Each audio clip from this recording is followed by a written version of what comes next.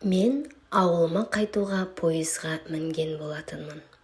Билетсіз болғандықтан жол серіктермен келістік. Олар біз отырған жерде боласыңдар, әйтпесе орын жоқ деді.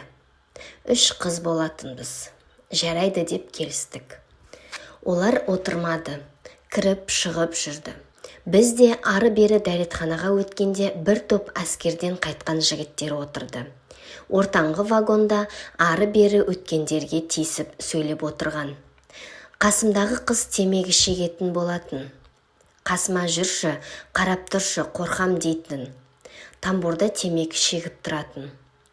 Әскерден келгендер де келіп бірге шекті. Мен құрбымды күтемін, бірдеңе істеп қояма деп уайымдаймын. Кейін орнымызға барып кішкене ұйықтап алайын дедім. Оянсам, бір жолсерік бетіме қарап қарама-қарсы отыр екен. Шошып кетіп, қашан келгенсіз дедім. Құрбыларым қайда деп бас салдым. Ана жақта жігіттермен танысып отыр деді. Және тағы 2 жолсерік жігіт келіп әңгіме айт деді. Мен қой құрбыларымды іздеп келейін деп едім. Нең бар, отырсай бәле тілемей деп еді. Мен шығып кеттім. Қорқып құрбыларымды іздедім. Еш жерде жоқ. Бір кезде қасыма бір әскерден қайтқан жігіт келді де, мен білемін құрбыңды.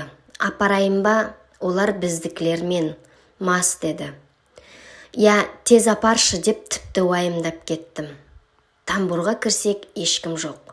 Қайда қыздар деп едім, көрші вагонда деп құлыптап қойды. Тамбурда содан маған жақындай бастады. Келші, қандай сұлусың деп белімнен құшақтап, мойнымнан сүйіп, қолдарын біресе төсіме, біресе астыма жүгіртіп уқалай бастады. Мен жылап итерсем де шамам жетпей жатыр. Айқайлап темірден ұстап алғанмын. Ешкім естімейді. Алысып жүріп жерге құлағанымды білем. Кейін ол мені қатты жерге жұлқығаннан басым темірге тиді ме білмеймін, көзім қап-қара болып, құлағым естімей ары қарай талып қалыппын. Сол жерде ана оңбаған мені зорлаған екен. Кейін дым болмағандай мені көтеріп апарып купесіне кіргізіп, қанша жігіт мені зорлағанын да білмеймін. Есімді жисам, басқа купеде жатырмын. Қасымда құрбыларым қайда болдың, сені іздедік деп отыр. Ал әскер сымақтар орнынан түсіп қалған екен бәрі. Мен ештеңе білмеймін, тек астым ауырып зорға түстім. Кейін астыма жаралар шығып, гинекологқа барғанымда, қыз емессің, инфекция жұққан, төсек қатынасымен жұғатын қауіпті инфекция. Емдемесең болмайды дегенде шок болдым. Сосын емделіп, ары қарай өмір сүре бердім. Ары-бері іздестіріп едім, ештеңе таппадым. Аузым аңқиып, досты да таңдамаппын ғой. Әлгі қыздар жатақханадағы қасымда тұратын 4-ші курс қыздары болатын. Жол серіктердің бәрі бірдей емес. Олар қайта маған ескертті, тыныш отырсай деп.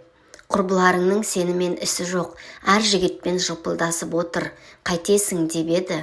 Мен сол пойызға мінгенге дейін пәк қыз болған едім. Әке-шешеме қарауға бет жоқ. Ауылға көп бармайтын болдым. Содан кейін инфекциядан қасымдағы 2 қыз емделді.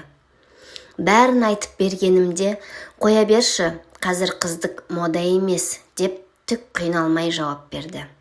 Қазіргі күйеуімді кезіктіріп бар шындықты айтқанда, сенің кінәң жоқ қой, мен үшін қыздық маңызды емес. Қыз болмадың деп бетіме басқан емес ешқашан. Әлгі құрбысымақтармен байланысты үздім. Ол кезде 17 жасар 1-ші курс студенті едім. Қазіргі күйеуіммен бақыттымын, ұлдарым бар.